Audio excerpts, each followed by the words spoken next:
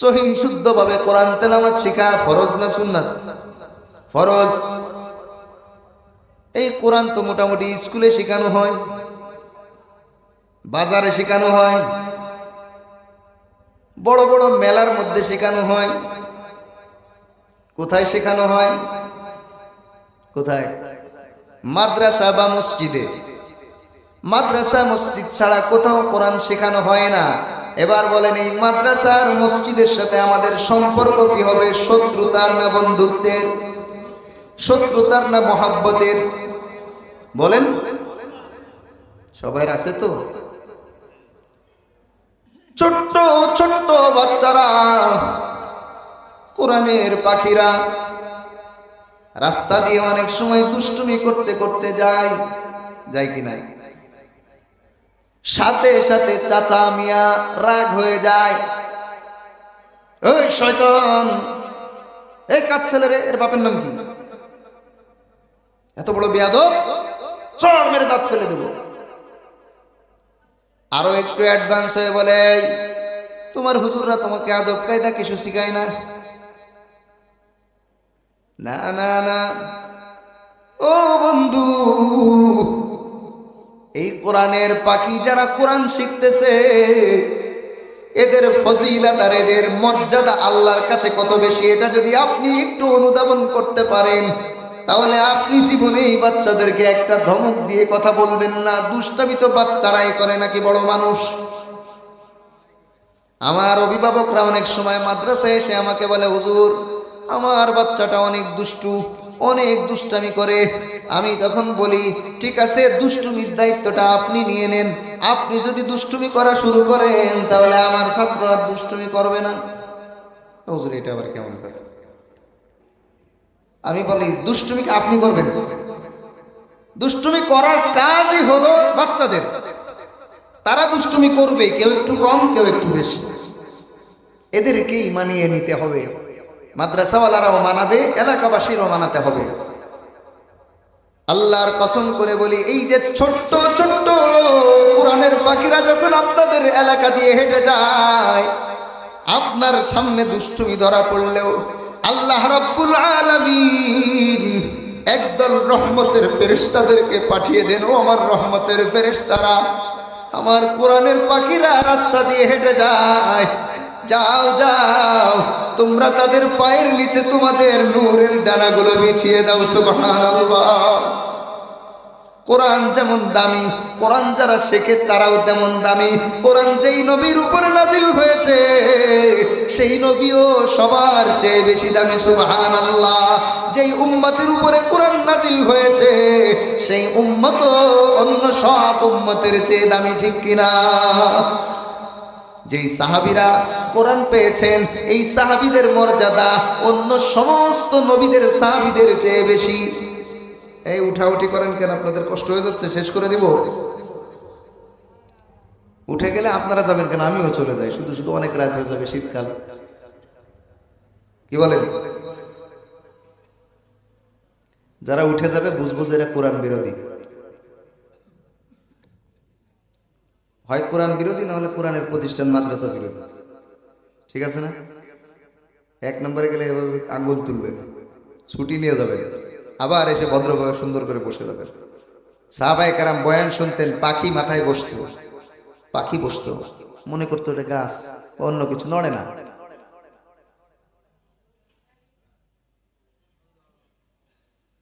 আমার বন্ধুগণ, এই যে কোরআন যারা পড়ে, আমি আমার বানানো কথা বলছি না। আল্লাহর হাবিব বলেন, ওয়া ইন্নাল মালাইকাতা, নিশ্চয় ফেরেশতারা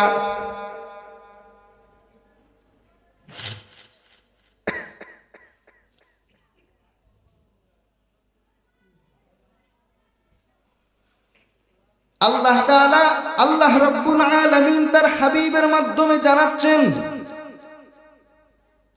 নিশ্চয় এই যে একটা শব্দ ইন্না বা আন্না, এই দুইটা শব্দ যখন কোন বাক্যের শুরুতে আসে, তখন ওই বাক্যটার অর্থ হয়ে যায় নিশ্চয় বা অবশ্যই।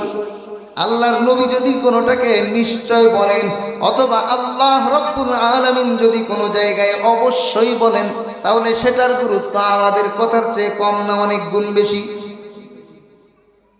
অনেক গুণ বেশি। নিশ্চয় ফেরেশতারা তাদের পাখাগুলো বিছিয়ে দেয়, পাখাগুলো, নূরের পাখাগুলো, ডানাগুলো বিছিয়ে দেয়। রিদান লিতালিবিল ইলম, কার জন্য? এই যে যারা ইলমে দ্বীন শিক্ষা করে তাদেরকে সন্তুষ্ট করার জন্য রহমতের ফেরেশতারা নূরের পাখাগুলো বিছিয়ে দেয়।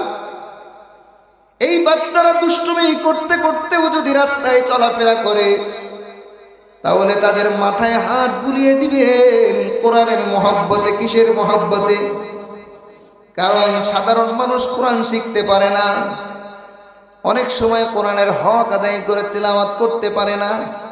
যেই বাচ্চারা দিনে রাত্রে 16 থেকে 17 ঘন্টা কোরআনুল কারীম তেলাওয়াত করে বা শিখতে চায়, কোরআন শরীফ শিখার পেছনে সময় ব্যয় করে, একটা হরফে যদি 10 নেকি হয়, এবার বলেন তো সারা দিন রাত 16 থেকে 17 ঘন্টা যেই বাচ্চাগুলো কোরআন শিখে, এদের কত লক্ষ নেকি হয়? হয় কিনা? এবার যারা এত নেকির মালিক হয়, আর এই ছোট্ট ছোট্ট বাচ্চারা বেশিরভাগই নিষ্পাপ মাসুম, এদের কোনো গুনাহ নেই, আপনার দৃষ্টিতে সে বেয়াদবি করছে বা অপরাধ করছে, কিন্তু আল্লাহ রাব্বুল আলামিনের দৃষ্টিতে সে অপরাধী না। কারণ বালেগ হওয়ার আগ পর্যন্ত মানুষ যদি কোনো গুনাহ করে, সেই গুনাহ আল্লাহ ফেরেশতাদেরকে লিখতে নিষেধ করেন, লেখান না। এই নিষ্পাপ মাসুম বাচ্চারা যারা শুধু কোরআন পড়ে লক্ষ লক্ষ নেকি প্রতিদিন অর্জন করে, এই বাচ্চারা আপনার দৃষ্টিতে দুষ্টুমি করলেও রহমতের ফেরেশতারা তাদের জন্য ডানা বিছিয়ে দেয়। এরা সারাদিন আল্লাহর কালাম তেলাওয়াত করে। কার কালাম? আল্লাহর কথা, আল্লাহর বাণী, আল্লাহর কালাম তেলাওয়াত করে। যার মুখ দিয়ে সারাদিন আল্লাহর কালামের তেলাওয়াত হয়, এর সাথে আল্লাহর সম্পর্কটা গভীর হয় না হালকা হয়? আল্লাহর সাথে গভীর সম্পর্ক এই কোরআনের পাখিদের। এজন্য এদেরকে যখন দেখবেন, আজকে থেকে নিয়ত করবেন, সালাম দিবেন, মুসাফা করবেন। অনেকেই তো মেজাজ খারাপ হয়ে যায়, এই কোন মাদ্রাসার ছাত্র বেয়াদব সালাম দিল না। ও বন্ধু, ছোট মানুষ খেয়াল করে না অনেক সময়। আপনি সালাম দিবেন, আপনি একদিন 2 দিন সালাম দেওয়ার পরে ওই বাচ্চার সালামের জবাব ছাড়া আপনার আর উপায় থাকবে না। আপনি 1 দিন 2 দিন 3 দিন সালাম দিবেন, এরপরে দেখবেন ওই বাচ্চা আপনাকে আর সালাম দেওয়ার সুযোগ দিবে না।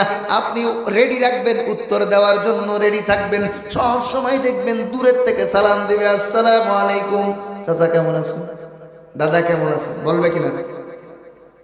অনেক মানুষকে আমি দেখেছি এই সমালোচনা করে, আরে মাদ্রাসায় পড়ে অমুকের ছেলে চরম বেয়াদব, সালাম দেয় না মুরব্বীদেরকে।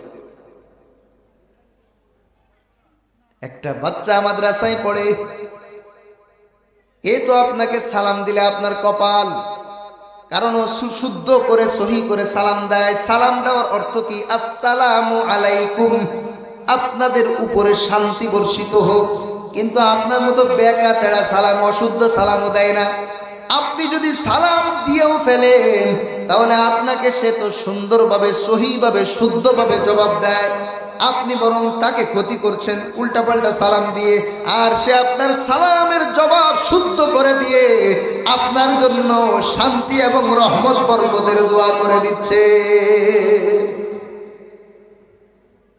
আপনি যখন 1 দিন 2 দিন 3 দিন সালাম দিবেন, ছোট্ট একটা বাচ্চা, তার সাথে আর আপনি সালাম দিয়ে পারবেন না। এবার প্রতিযোগিতা হবে, আপনি দূরের থেকে চেষ্টা করবেন, ও আরো দূরের থেকে চিল্লায় সালাম দিবে। আপনি তো মুরব্বী মানুষ, চিল্লাতে পারবেন না, ও তো বাচ্চা মানুষ, তো পারে। এদেরকে মহব্বত করবেন, মাথায় হাত বুলাবেন, দেখা যখন হয় সাথে সাথে বলবেন, আমি তোমাকে মহব্বত করি, কোরআনের জন্য মহব্বত করি। কারণ কোরআনওয়ালাদেরকে স্বয়ং আল্লাহ মহব্বত করেন। কে মহব্বত করেন? ও বন্ধু, কে মহব্বত করেন? হাদিস শুনাই।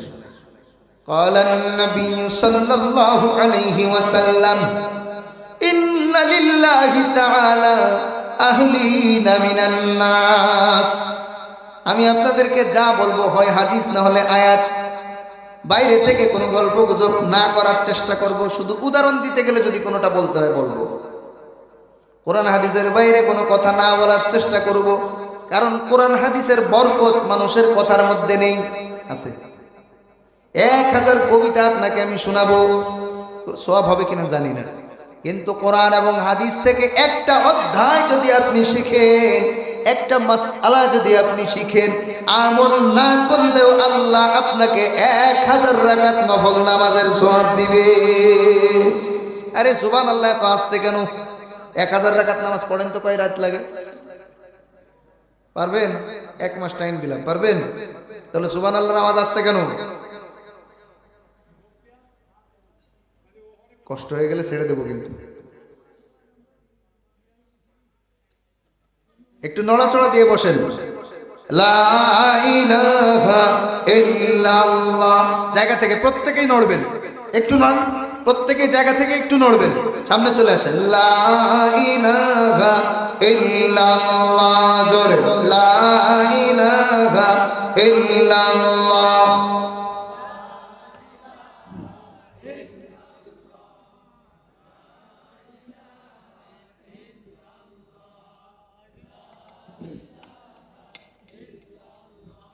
لا إله إلا الله قال رسول الله صلى الله عليه وسلم جددوا إيمانكم قيل كيف نجدد إيماننا يا رسول الله قال أكثروا من قول لا إله إلا الله আল্লাহর নবী মুহাম্মদুর রাসূলুল্লাহ সাল্লাল্লাহু আলাইহি ওয়াসাল্লাম বলেন, তোমরা তোমাদের ঈমানকে নবায়ন করো, নতুন করো, মাঝে মধ্যে ঈমানকে নবায়ন করো, কারণ ঈমান অনেক সময় নিজের অজান্তেই শেষ হয়ে যায়।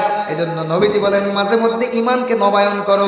কিলা, নবীজিকে বলা হলো, কাইফা নুজাদ্দিদু ঈমানানা ইয়া রাসূলুল্লাহ, ও আল্লাহর রাসূল কিভাবে আমরা ঈমানকে নবায়ন করব? ক্বালা আকসিরু মিন কওলি লা ইলাহা ইল্লাল্লাহ, পদ্ধতি হলো তোমরা বেশি থেকে বেশি লা ইলাহা ইল্লাল্লাহ বলো। কি বলো? লা ইলাহা ইল্লাল্লাহ, লা ইলাহা ইল্লাল্লাহ, লা ইলাহা ইল্লাল্লাহ, লা ইলাহা ইল্লাল্লাহ। এই লা ইলাহা ইল্লাল্লাহর মাধ্যমে ঈমানকে নবায়ন করতে হবে। মাঝে মধ্যে আমরা বলবো লা ইলাহা ইল্লাল্লাহু মুহাম্মাদুর রাসূলুল্লাহ সাল্লাল্লাহু আলাইহি ওয়াসাল্লাম। আমার বন্ধুগণ, যে কথা বলছিলাম, আল্লাহর হাবিব বলেন, ইন্না লিল্লাহি তাআলা আহলিনা মিনান নাস, মানুষের মধ্যে আমার পরিবারের সদস্য। আরে সুবহানাল্লাহ বলেন না। মানুষের মধ্যে আমার পরিবারের সদস্য আছে। সাহাবায়ে কেরাম তো অবাক হয়ে গেলেন, আল্লাহর আবার পরিবারের সদস্য কিভাবে হয়? আল্লাহ বলছেন আল্লাহর পরিবারের সদস্য আছে। হাদিস, আল্লাহর নবীর হাদিস। নবীজিকে প্রশ্ন করা হলো, হে আল্লাহর রাসূল, আল্লাহ তাআলার আবার পরিবার কিভাবে হয়? তারা কারা? ক্বালা আহলুল কুরআনি হুম আহলুল্লাহি ওয়া খাসসাতু, কুরআনওয়ালা যারা, এরাই হলো আল্লাহ তাআলার পরিবারের সদস্য এবং আল্লাহর স্পেশাল লোক। আমার ভাইয়েরা, কোরআনওয়ালা যারা, কোরআনের ছাত্র যারা, কোরআনের শিক্ষক যারা, কোরআনের মুফাসসির যারা, কোরআনের মুকরি কারি যারা, কোরআনের মুআল্লিম যারা, এরা সবাই আল্লাহ রাব্বুল আলামিনের পরিবারের সদস্য। যদিও লাম ইয়ালিদ ওয়া লাম ইউলাদ, তিনি কাউকে জন্ম দেন না, তার কাছ থেকে কেউ জন্মগ্রহণ করেন না, এবং ওয়া লাম ইয়াকুল লাহু কুফুয়ান আহাদ, তার কোনো সমকক্ষ নেই, তার কোনো স্ত্রী নেই, তার কোনো কেউ নেই। কিন্তু কোরআনের সাথে যাদের সম্পর্ক, এই কোরআনওয়ালারা আল্লাহর পরিবারের সদস্য। সুবহানাল্লাহ।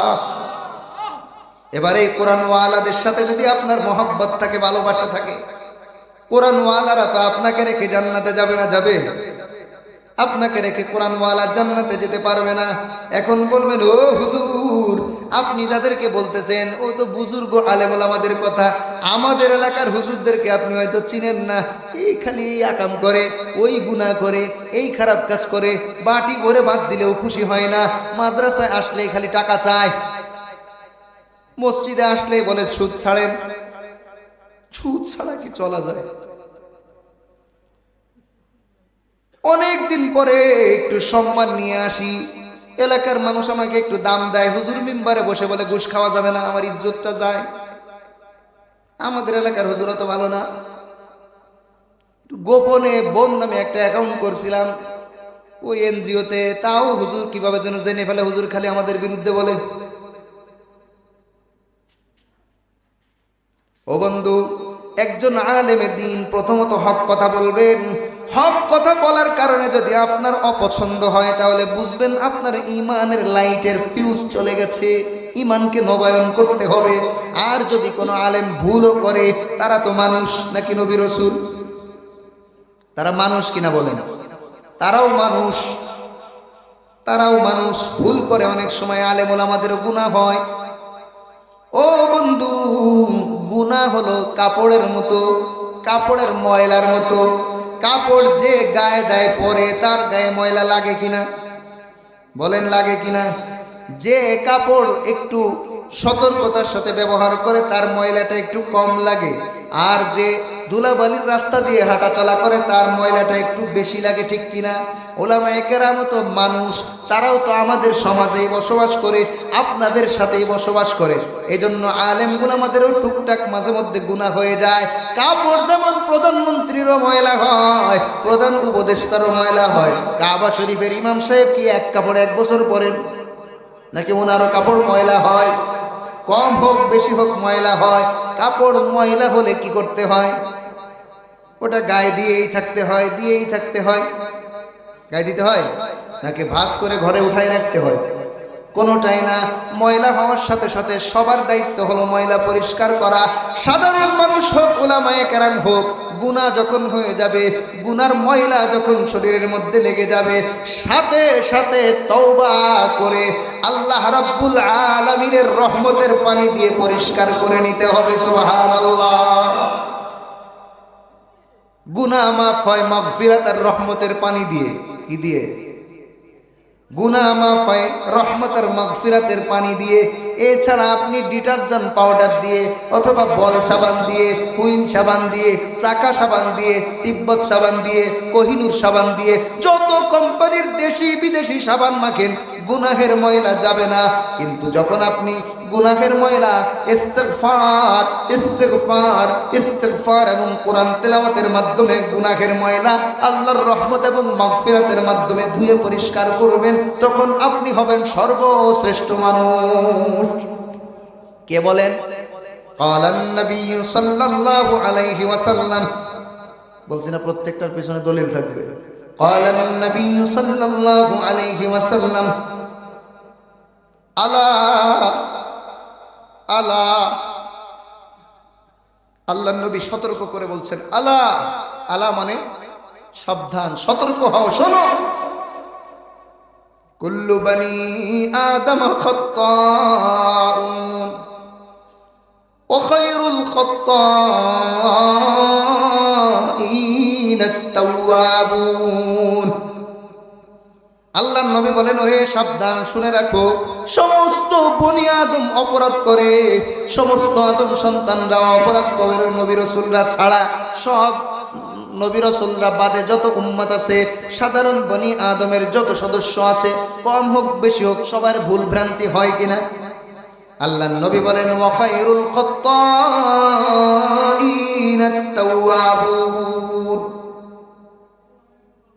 সব থেকে উত্তম ভুলকারী হলো যে ক্ষমা চায়। কুল্লু বানি আদম খাত্তা, বনি আদমের সবাই ভুলকারী, সবাই অপরাধী। ওয়া খায়রুল খাত্তাইন আত-তাওয়াবুন, যারা গুনাহ হওয়ার সাথে সাথে তওবা করে, আল্লাহ রাব্বুল আলামিনের কাছে তারাই হয়ে যায় শ্রেষ্ঠ অপরাধী। সুবহানাল্লাহ। অপরাধ ঠিক করেছে, অপরাধ করা সত্ত্বেও আল্লাহর কাছে শ্রেষ্ঠত্ব লাভ করে, কারণ সে তওবা করেছে। কাপড় যেমন ময়লা হওয়ার সাথে সাথে মানুষ পরিষ্কার করে ফেলে, যদি সাথে সাথে পরিষ্কার করে ময়লা তাড়াতাড়ি উঠে যায়, আর যদি ময়লা হওয়ার পরে আরো 2 দিন গায়ে দেয় তারপরে পরিষ্কার করে, অথবা ময়লা হওয়ার পরে আরো 2 দিন রেখে দেয়, রেখে দেওয়ার পরে পরিষ্কার করে, তাহলে সেই ময়লা সহজে উঠতে চায় না, ঠিক কিনা? তখন তার জন্য উচিত হলো বারবার তাকে তওবা করতে হবে, বারবার তওবা করতে হবে। যেমন একটা কাপড়ের মধ্যে দীর্ঘক্ষণ যদি ময়লা লাগে, তাহলে ওই কাপড়টা আমরা কিন্তু সাবান দিয়ে পরিষ্কার করতে পারি না, আমরা তখন হুইল পাউডার দিয়ে বা যে কোনো ডিটারজেন্ট পাউডার দিয়ে আমরা দীর্ঘক্ষণ ভিজিয়ে রাখি, যেটা যত বেশি ময়লা ততক্ষণ ভিজিয়ে রাখি, ঠিক কিনা? লম্বা সময় ভিজিয়ে রাখার পর এরপরে আমরা সেটা কেচে ফেলি বা পরিষ্কার করে ফেলি। অনুরূপভাবে কোনো বান্দা যখন গুনাহের ময়লা তার অন্তরের মধ্যে গেঁথে ফেলবে, অর্থাৎ হাদিস শরীফের মধ্যে আসছে এই কলবের মধ্যে একটা পরিষ্কার আয়না আছে, এই পরিষ্কার আয়নাটা একটা গুনাহের কারণে একটা কালো দাগ পড়ে যায়, ওই আয়নার মধ্যে, সাদা আয়নার মধ্যে কালো দাগ পড়ে যায়। আবার যখন বান্দা তওবা করে আল্লাহর কাছে বলে আস্তাগফিরুল্লাহ ওয়া আতুবু ইলাইহি, আমি আল্লাহর কাছে গুনাহ মাফ চাইলাম এবং তার কাছেই তওবা করলাম, আল্লাহ রাব্বুল আলামিন ওই কালো দাগটা সরিয়ে দেন। আবার যখন বান্দা গুনাহ করে, বাই চান্স গুনাহ হয়, কারণ রাস্তা দিয়ে চলতে গেলে কাপড় যেমন ময়লা হয়, রাস্তা দিয়ে চলতে গেলে যে যেই সমাজেরই হোক না কেন, উলামায়ে কেরাম একটু বেশি সতর্ক হয়ে চলেন, এই জন্য আলেমদের গুনাহ কম। আপনি বলেন তো আপনার এলাকার ইমাম সাহেব বা আলেমরা গুনাহ করে, হয়তো কোনো গুনাহ হয়ে যায়, তারপরেও সাধারণ মানুষের চেয়ে তাদের গুনাহ কম না বেশি? কম, কিন্তু সাদা কাপড়ে দাগ লাগলে দেখা যায় বেশি, তাই সমালোচনা বেশি। আরে হুজুর কি করলো, হুজুর এই কাজ করছে, কি করছে? কিছুই করেনি। আমার পাশের এক ইমাম সাহেব একটা বিয়ে করছে, দ্বিতীয় বিয়ে, তার চাকরি চলে গেছে। বলেন তো কত বড় গুনাহের কাজ করছে উনি? কোন গুনাহের কাজ করছে? কোন গুনাহের কাজ করছে? তার সামর্থ্য আছে, সে 2 বিয়ে করছে, অসুবিধা আছে? এই যারা ওনার চাকরি খাইছে একটারও ইমান আছে? মানে হুজুরের চাকরির জন্য ইমান যায়নি, হুজুর কাজটা করছে কোরআনের আইন অনুযায়ী, ঠিক কিনা? কোরআনের আইন পালন করার অপরাধে তার চাকরি চলে গেছে। তার মানে আঘাতটা হুজুরের চাকরিতে করলো না আল্লাহর কোরআনের উপর করলো? বুঝতে পেরেছেন? অনেক সময় অনেক জায়েজ কাজ আছে যেগুলো উলামায়ে কেরাম করেন বা হয়ে যায়, অথবা গুনার কাজই হয়ে গেল। আপনার যদি মনে হয় যে হুজুর এই কাজটা ভালো করেনি, আপনি গোপনে যান। আপনার বাবা, আপনার ভাই অপরাধ করলে আপনি কি রাস্তায় চা দোকানে এসে বলেন, নাকি গোপনে তাকে শুধরানোর চেষ্টা করেন? আপনার মসজিদের ইমাম, আপনার মাদ্রাসার শিক্ষক অপরাধ করলে আপনি কেন রাস্তায় রাস্তায় আগে বলেন? তার মানে কোরআন ওয়ালার সাথে শত্রুতা। কোরআন ওয়ালার সাথে শত্রুতা করেছিল আবু জাহল, কে? এখনো তার বংশধররা করে। কোরআন ওয়ালাদের সাথে, কোরআনের সাথে তো সরাসরি ফাইট কম লোকে করে, কোরআন ওয়ালাদের সাথে শত্রুতা কারা করে? আবু জেহেলের বংশধর। বুঝতে পেরেছেন? আবু জেহেলের ঘটনা শুনেননি আপনারা? আমি ওদিকে যাচ্ছি না, লম্বা আলোচনা হয়ে যাবে, এই জন্য শুধু ইঙ্গিত দিয়ে যাচ্ছি। গুনাহ আলেমরাও করে, হয়ে যায়, যেহেতু রাস্তা দিয়ে চলতে গেলে কাপড়ে যেমন ময়লা লাগে, তেমন গুনাহও প্রত্যেকটা মানুষের হয়, তওবা করতে হবে। এবার আসেন, একটা মানুষ যখন গুনাহ করে একটা দাগ পড়ে যায়, তওবা করার সাথে সাথে আল্লাহ সেই দাগটা দূর করে দেন। আবার যখন সে তওবা না করে দ্বিতীয় গুনাহ করে, আর একটা দাগ পাশে পড়ে, আবার তওবা না করে আবার গুনাহ করে, এইভাবে গুনাহ করতে করতে করতে করতে এমন অবস্থা হয়ে যায় তার পুরা অন্তরটা কালো হয়ে যায়। তখন সে কালো আলকাতরা মাখানো আয়না দিয়ে যেমন চেহারা দেখা যায় না, ওই কালো অন্তর দিয়েও ভালো মন্দ যাচাই বাছাই করতে পারে না, ঠিক কিনা?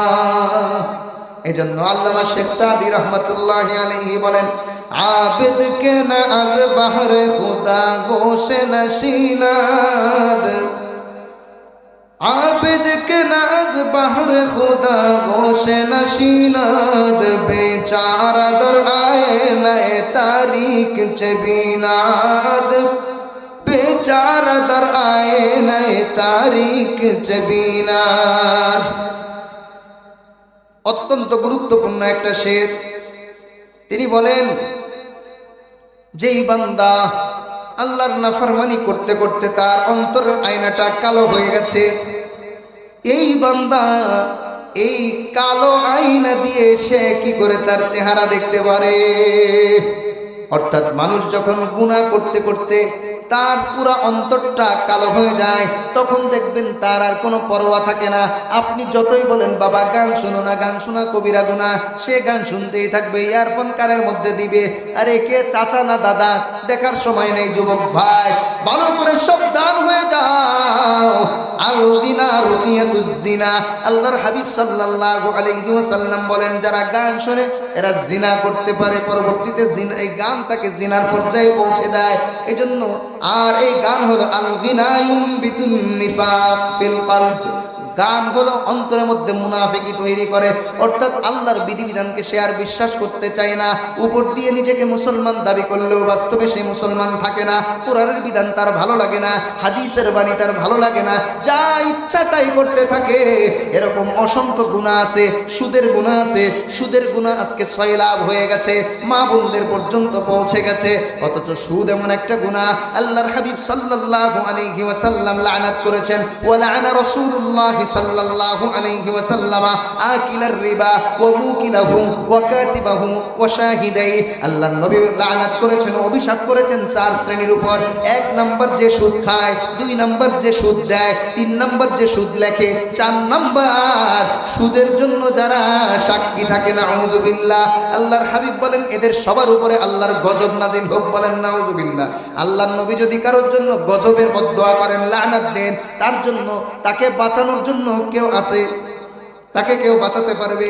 আল্লাহ তাআলা বলেন, ইয়া আইয়ুহাল্লাযীনা আমানুত্তাকুল্লাহ, হে ঈমানদারগণ আল্লাহকে ভয় করো, ওয়া দাউ মা বাকিয়া মিনার রিবা, ছেড়ে দাও বকেয়া সুদ যেটা আছে। অর্থাৎ এতদিন যারা সুদি লেনদেন করেছো, এই সুদের টাকা যেটা পাওনা আছো ছেড়ে দাও। ইন কুনতুম মুমিনিন, যদি তোমরা মুমিন হও, অর্থাৎ আসল টাকা নিয়ে নাও, সুদ মাফ করে দাও, সুদি লেনদেন ছেড়ে দাও। ফা ইল্লাম তাফআলু, আর যদি সুদি লেনদেন না ছাড়ো, ফাদানু বিহারবিম মিনাল্লাহি ওয়া রাসূলি, তাহলে আল্লাহ এবং রাসূলের বিরুদ্ধে যুদ্ধ ঘোষণা করে দাও। বলেন তো, আল্লাহ আর রাসূলের সাথে যুদ্ধ করে পারা যাবে? পারা যাবে? আমরা পারবো কেউ? তাহলে আল্লাহ ঘোষণা করেছেন, তোমরা যদি সুদি লেনদেন না ছাড়তে পারো, তাহলে আল্লাহ আর রাসূলের বিরুদ্ধে যুদ্ধ ঘোষণা করে দাও।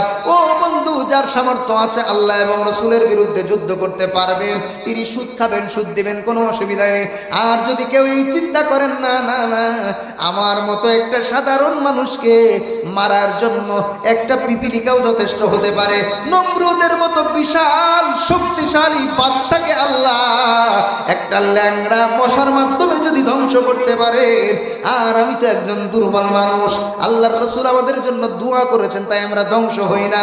আমাদের গুনাহ ছাড়া দরকার, গুনাহ ছাড়া দরকার। এই যে অন্তরের মধ্যে যদি দাগ পড়ে যায়, তাহলে এই কালো অন্তর দিয়ে ভালো মন্দ দেখা যায় না।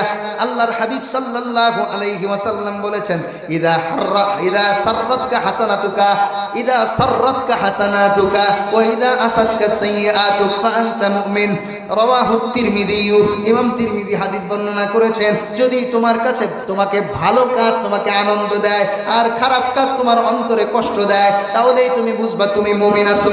আর যদি ভালো কাজ দেখলে তোমার খারাপ লাগে, আর খারাপ কাজ দেখলে যদি তোমার ভালো লাগে, তাহলে বুঝবা তুমি আর মুমিন নেই, তুমি মুনাফিক হয়ে গেছো। এজন্য বন্ধুরে, সাবধান হতে হবে। গুনাহ অবশ্যই বান্দার হবে, তবে সেই গুনাহের ময়লা ধুয়ে মুছে সাফ করতে হবে। গুনাহ মাফ হয় কয়েকটা জিনিসের মাধ্যমে, বলবো। এক নাম্বার, 5 ওয়াক্ত নামাজের মধ্যে, 5 ওয়াক্ত নামাজে গুনাহ মাফ হয়। 5 ওয়াক্ত নামাজে গুনাহ মাফ হয়, পড়লে না না পড়লে? যে 5 ওয়াক্ত নামাজ পড়ে তার গুনাহ মাফ হয় নাকি যে না পড়ে তারও হয়? যে না পড়ে তারও হয়। ভোটার যে হয় সে ভোট, মানে আগের আলোচনা করতেছি না, আগের নির্বাচন বাদ, মাঝখানে তিনটা বাদ। এর আগে ভোটার যে হয় সে ভোট দেয় নাকি ভোটার যে হয় না সে ভোট দিতে পারে? এই তিনটা টার্ম বাদ। এর আগে দুনিয়ার নিয়মে একজন যদি ভোটার না হয়, সে যদি ভোট দিতে না পারে, রেশন কার্ড যদি না থাকে, রেশন যদি না নিতে পারে, বলবেন হুজুর মেম্বার হলে রেশন কার্ড লাগে না, এমনি খাওয়া যায়, ওটা বাদ, ওটা তো দুর্নীতি। ন্যায়সঙ্গতভাবে রেশন কার্ড ছাড়া যদি রেশন না পাওয়া যায়, চাকরি না করে যদি বোনাস না পাওয়া যায়, চাকরি না করলে বোনাস পায়, তাহলে আপনি নামাজ না পড়েও নামাজের সওয়াব কিভাবে পাবেন? এক নম্বর 5 ওয়াক্ত নামাজের মাধ্যমে গুনাহ মাফ হয়। কিভাবে গুনাহ মাফ হয় আসলে লম্বা সময় নেই, জন্য বলতে পারছি না, শুধু একটা উদাহরণ দিই, বেশি উদাহরণ দেওয়ার নয়, যেদিকে আলোচনা করব লম্বা আলোচনা চলে গেলে আর ফিরে আসা যাবে না, এজন্য ছোট্ট ছোট্ট করে উদাহরণ দিয়ে চলে যায়। নামাজের ভিতরে কিভাবে গুনাহ মাফ হয়? নামাজে আমরা রুকু করি, আপনারা করেন না নাকি? চুপ করে আছেন কেন? করি কিনা আমরা? রুকুর তাসবিহ কি করি? রুকুতে গিয়ে সবাই বলেন সুবহানা রাব্বিয়াল আযীম, সুবহানা রাব্বিয়াল আযীম বলি কিনা?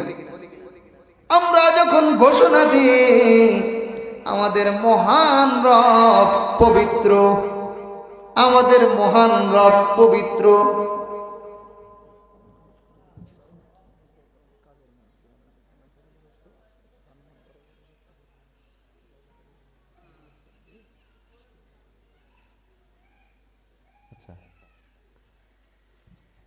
এলাকার মানুষ কাজ করে অনেক কষ্ট পায়, এজন্য হুজুর বলতেছেন তাড়াতাড়ি দোয়া করে দিতে, তাহলে ইনশাআল্লাহ আমরা দোয়ার দিকে যাই।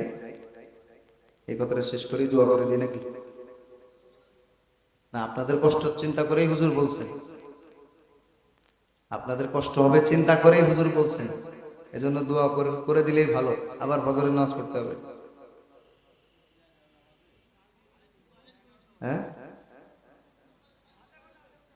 কে বলি 11টা বাজে? তাই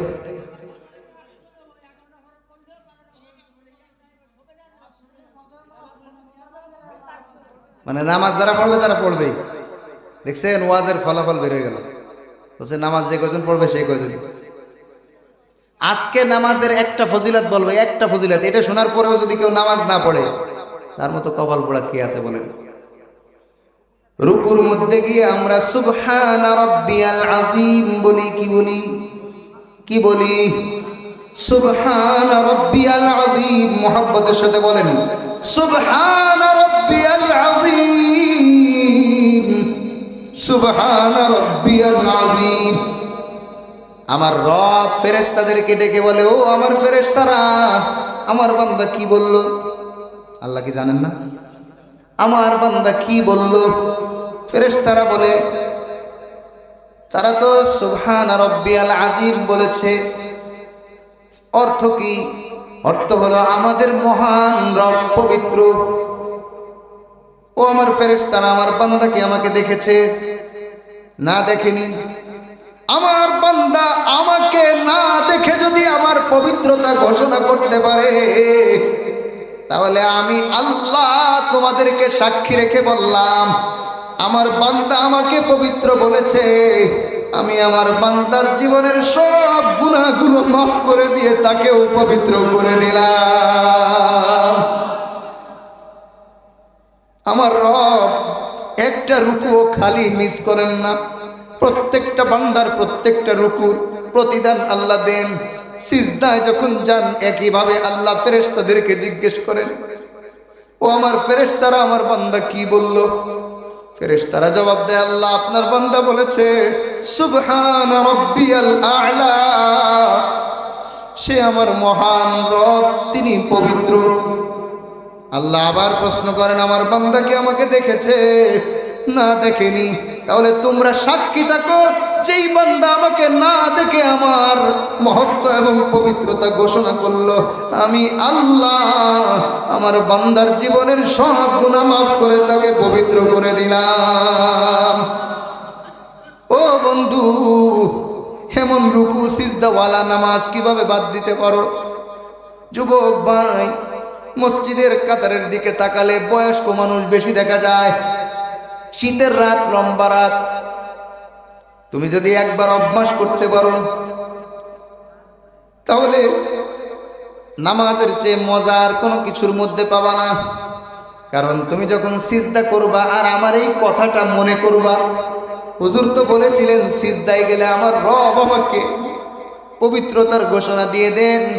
আমি যেমন রুকুতে গিয়ে আমার রবকে পবিত্র বলি, আমার রব আমাকে গুনাহ থেকে পবিত্র করে দেন। আবার যখন সিজদায় গিয়ে তুমি চিন্তা করবে আমার রব সিজদায় গেলে আমার জবান থেকে বের হওয়া পবিত্রতার বাণী শুনে আমাকে গুনাহ মুক্ত করে দেন, পবিত্র করে দেন। এই ঘোষণা যখন তোমার কানের মধ্যে বাজবে আর তোমার অন্তরের মধ্যে নাড়া দিবে, তুমি যদি এই ওয়াজটা শুধু এই একটা কথার উপরে আমল করতে পারো বন্ধু, আল্লাহর কসম নামাজের সময় তোমার পিঠ বিছানায় থাকতে পারবে না। আজকে থেকে নিয়ত করি কে কে পারবো আজকে ফজরের নামাজ জামাতের সাথে আদায় করে আল্লাহকে দেখাবো, আল্লাহ আমি এত মহান সিজদা মিস করতে চাই না, এই মহান রুকু মিস করতে চাই না। আপনার সাথে এই গভীর সম্পর্ক, এই সম্পর্ক গড়ার মাধ্যম নামাজ মিস করব না।